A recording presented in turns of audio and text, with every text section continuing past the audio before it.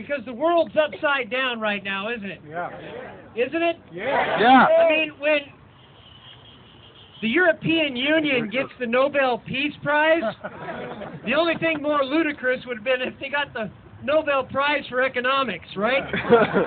But these ridiculous ideas are coming here to America. Just earlier today at the rally against 594, one of the anti-gunners assaulted somebody and was arrested on site.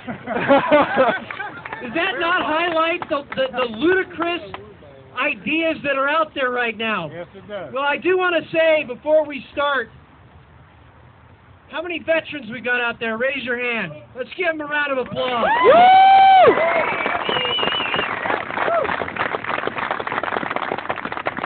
The second thing I want to say is it's great to be with all you constitutionalists, pro-gun, pro-life veterans today in Spokane Valley, Washington.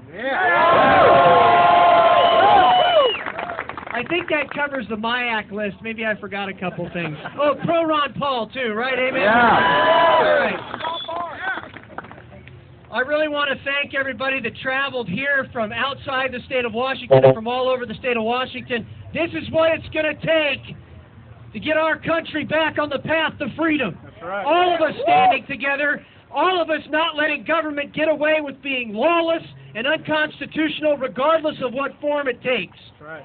I do want to say, and I want to thank the sheriff deputies in Spokane Valley who contacted me this week and who said, we don't agree with the sheriff. We would never arrest constitutionalists because we are constitutionalists.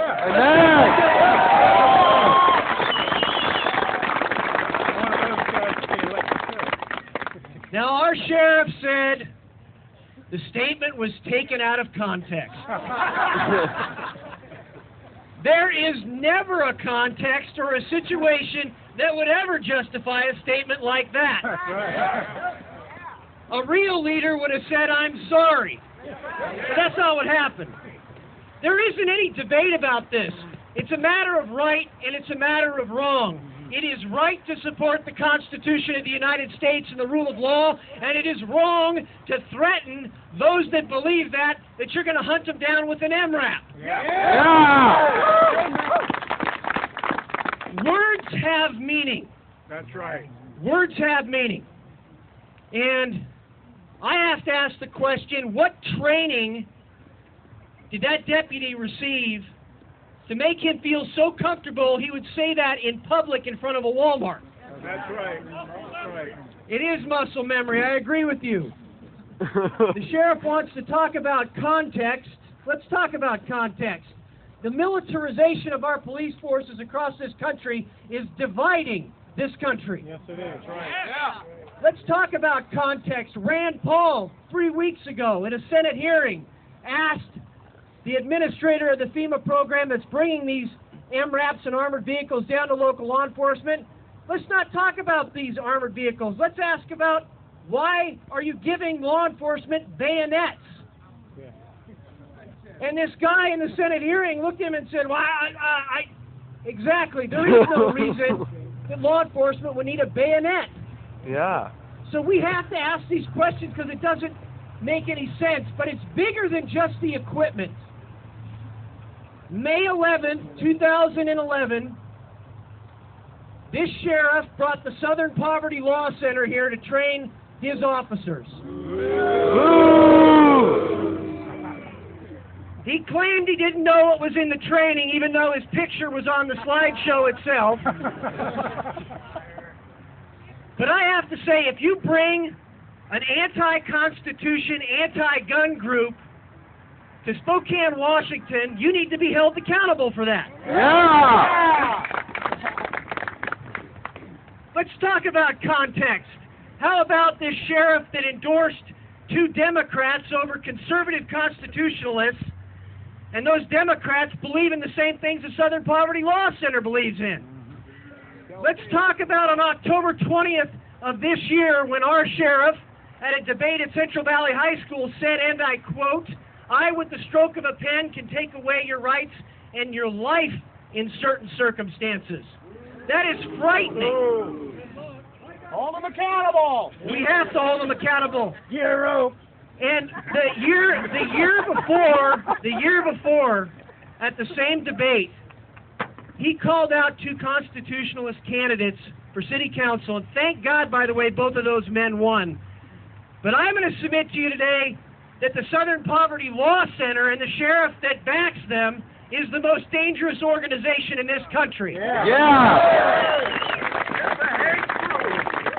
I mean, imagine the conversation these guys are having. You know, those evil constitutionalists, those people that they actually read the Constitution, and some of them even carry guns.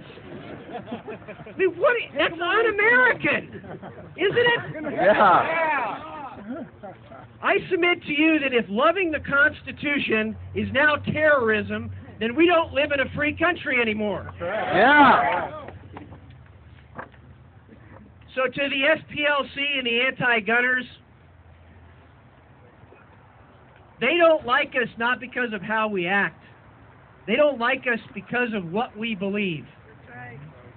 And when we start to criminalize what somebody believes, we don't have freedom.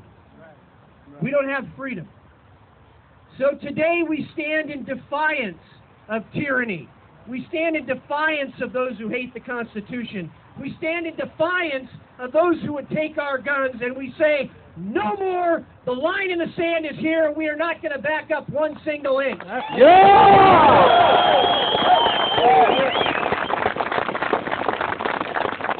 And we don't just say that for Spokane Valley, we say that for all of Americans who want to live free.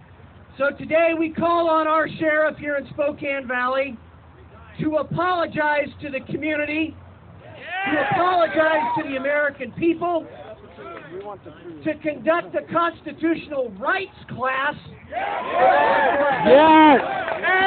And in a resignation. And if he won't do that, we call on him to resign, and if he won't do that, we will recall this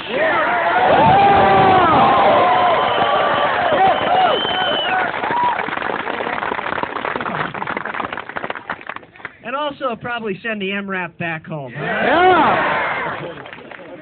I want to say also that the next time that this sheriff decides to challenge somebody to a debate and we show up to take him up on that, don't suddenly go on vacation, okay? Just actually do what you say you're going to do.